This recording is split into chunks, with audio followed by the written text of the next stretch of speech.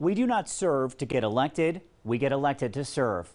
That's the quote you'll find if you go to the bio page of Columbus City Council President Shannon Hardin.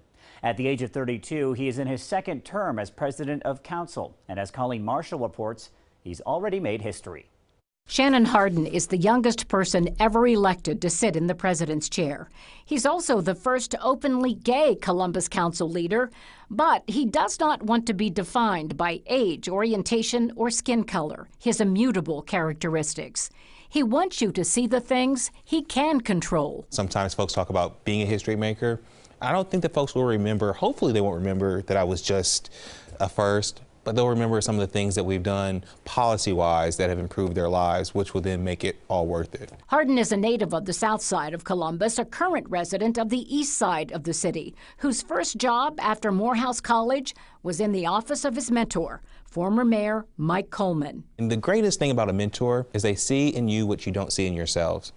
And then they go about making sure that you can live up to your potential. Coleman pushed for Hardin to be appointed to council in 2014, and Hardin quickly asserted himself as a leader. The biggest challenge he sees now is getting the city ready for an expected explosion of growth and not leaving anyone behind, especially marginalized young people. And not just black kids, but white kids on the west side, and those folks who, just by virtue of their station in life, where they were born, have been told that this is not for you.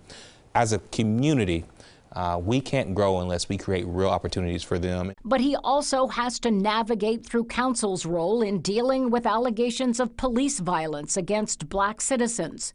And while it is not his sole identity, he cannot separate himself from his ethnic heritage, his sexual orientation, or the weight of being a role model. You know, I think a lot about the first African-American council president, Jerry Hammond. It wasn't that long ago, 20 or so years ago, and going back and learning his history and finding out not only was he the first African-American council president, that when the gay rights, anti-discrimination ordinance came through council, he shepherded it through, and he got so much stuff for doing that they tried to repeal him, kick him off council.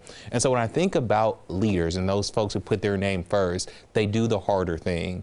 And so hopefully, as being a history maker, that we can all lean into just doing the harder thing. So like, I draw inspiration from the folks whose shoulders I stand on. So hopefully one day there will be a kid, a young black kid who says, I can do that too, but I can then do the harder thing as well because Shannon was there.